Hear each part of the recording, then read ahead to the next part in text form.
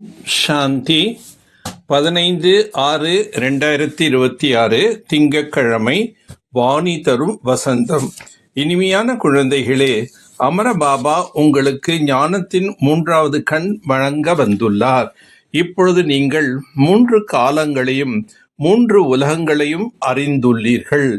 படிப்பின் ஆதாரத்தில் எந்த குழந்தைகள் நல்ல முறையில் படிக்கின்றார்களோ, தேக அபிமானத்தை விடுத்து ஆத்ம உணர்வில் இருப்பதற்கான முயற்சி செய்கிறார்களோ, அவர்களுக்குத்தான் தந்தையின் ஆஸ்தி கிடைக்கின்றது. லௌகீக தந்தை ஆண் குழந்தைகளுக்கு மட்டும் ஆஸ்தி அளிப்பார். ஆனால் பரலோகிக்க தந்தையின் சம்பந்தம் ஆத்மாக்களுடன் கூடியது. எனவே ஆத்மாக்களுக்கு ஆஸ்தி அளிக்கிறார். இந்த மரண உலகத்திலிருந்து அமரலோகம் செல்வதற்காக ஆன்மீக குழந்தைகள் ஆன்மீக தந்தையிடமிருந்து அமர கதையை கேட்டுக்கொண்டிருக்கின்றீர்கள். அமரலோகம் என்றால் அங்கு நீங்கள் அகால மரணம் அடைவதில்லை. ஞானத்தின் 3வது கண்ணை ஞான கடலான அமர பாபாவை தவிர வேறு யாரும் கொடுக்க முடியாது. 3வது கண் மூலமாக 3 காலங்கள் 3 உலகங்களை நீங்கள் அறிந்து கொண்டுள்ளீர்கள். தந்தை ஒரே ஒரு முறை உண்மையை கூறி உண்மையான கண்டத்திற்கு அதிபதியாக ஆக்குகின்றார். இந்த பொய்யான கண்டத்திற்கு நெருப்பு பிடிக்கப் போகின்றது என்பதனை நீங்கள் அறிந்துள்ளீர்கள். இந்த முழு உலகமே ஸ்வாகா ஆகிவிடப் போகின்றது. பிறகு புதிய உலகம் அமைய வேண்டி உள்ளது. இதற்கு பெயரோ மகாபாரத போர். இது போன்ற போர் வேறு எதுவும் இல்லை. குழந்தைகளாகிய உங்களுடைய புத்தியில் விராட ரூபத்தை பற்றிய முழு ஞானம் கிடைத்துள்ளது. யார் முந்தைய கல்பத்தில் வந்தார்களோ அவர்களே தேவதையாக ஆகுவதற்காக வருவார்கள். நாம் எத்தனை பேர் பிராமணர்களாக ஆகியுள்ளோமோ அவர்களே பிறகு தேவதையாக ஆவார்கள். இப்பொழுது தாய் தந்தையிடமிருந்து ஆஸ்தி கிடைக்க முடியும். எவ்வளவுதான் சாஸ்திரம் படித்தாலும் சரி, என்ன செய்தாலும் சரி, ஆஸ்தி கிடைக்க முடியாது. இங்கு குழந்தைகளாகி நீங்கள் கேட்கிறீர்கள் என்றால் எவ்வளவு சம்பாத்தியம் செய்கிறீர்கள். 21 பிறவிகளுக்காக சற்று சிந்தித்து பாருங்கள். சொர்க்க லோகத்தில் பூஜைக்குரியவர்களாக இருந்தோம் என்பதை நீங்கள் அறிந்துள்ளீர்கள். இப்பொழுது உண்மையான கதையை கேட்டு நீங்கள் 16 கலை சம்பூர்ணம் ஆகிறீர்கள். சந்திரனுக்கு 16 கலை சம்பூர்ணம் என்று கூறப்படுகின்றது. சூரியனுக்கு அவ்வாறு கூறுவதில்லை.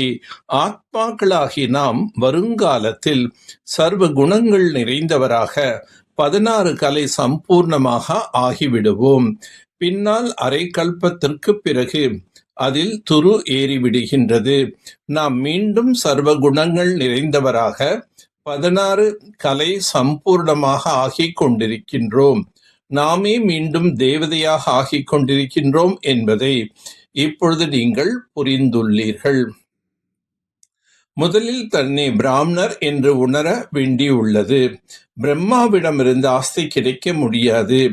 இவரும் சகோதரனாக ஆகிவிட்டார். இவர் ஷரீரதாரி ஆவார் அல்லவா? ஒரு சிவபாபாவைத்தான் நினைவு செய்ய வேண்டும். அவருக்குத்தான் தந்தையும் நீயே தாயும் நீயே, நாங்கள் உங்களது குழந்தைகள் என்று பாடி வந்தோம். இப்பொழுது அரை கல்பத்திற்கு பாபா உங்களை எல்லா துக்கத்திலிருந்தும் விடுவிக்கின்றார். எனவே எவ்வளவு அன்புடன் அப்பேற்பட்ட தந்தையை நினைவு செய்ய வேண்டும். சுயம் தன்னை ஆத்மா என்று உணர்ந்து ஆன்மீக தந்தையிடம் படித்து முழு ஆஸ்தியினை பெற வேண்டும். உண்மையான கண்டத்திற்கு அதிபதியாக ஆக வேண்டுமென்றால் உண்மையான கதையை கேட்க வேண்டும் மற்றும் கூற வேண்டும். எந்த தந்தையிடமிருந்து எல்லையில்லாத ஆஸ்தி கிடைக்கின்றதோ அவரையே நான் நினைவு செய்ய வேண்டும். எந்த ஒரு தேகதாரியும் அல்ல. இந்த பழைய உலகத்திற்கு நெருப்பு பிடிக்கப் போகின்றது. எனவே இதை பார்த்தாலும் பார்க்க கூடாது. அமைதி சக்தி மூலமாக தனது பதிவேட்டை சுத்தமாக வைத்து கொண்டு மக்களுக்கும் பாபாவுக்கும் பிரியமானவராக ஆகுக. சங்கம யுகத்தில் நாம் சிவ தந்தையின் குழந்தைகளாக ஆகியுள்ளோம். ஆகவே நாம் அவரை எப்பொழுதும் மனதில் நினைவு செய்ய வேண்டும். தனது பதிவேட்டை தினமும் சுத்தமாக்கினால் மக்களுக்கும் மகேஷனுக்கும் பிரியமானவர்கள் ஆவீர்கள். உண்மையும் தூய்மையும் அனைவருக்கும் பிரியமானதே.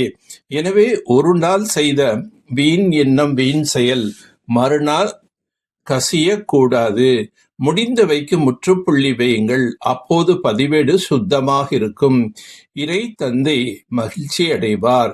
வீண் எண்ணம் நினைப்பதும் பிறர் மனதில் வீண் எண்ணம் எழத்தான் ஒரு காரணமாவதும் தூய்மையின்மையே.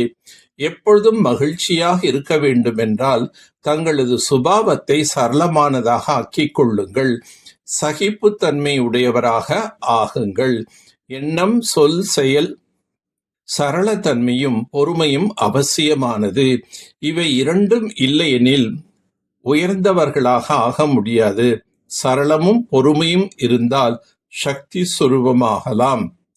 சக்திகளின் சித்திரத்தில் சரளத்தன்மையும் பொறுமையும் குணமாக காண்பிக்கப்படுகின்றது.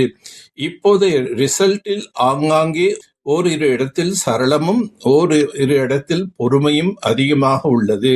இப்போது இரண்டையும் சமமாக ஆக்குங்கள். நல்லது. ஓம் சாந்தி. ஓம் சாந்தி.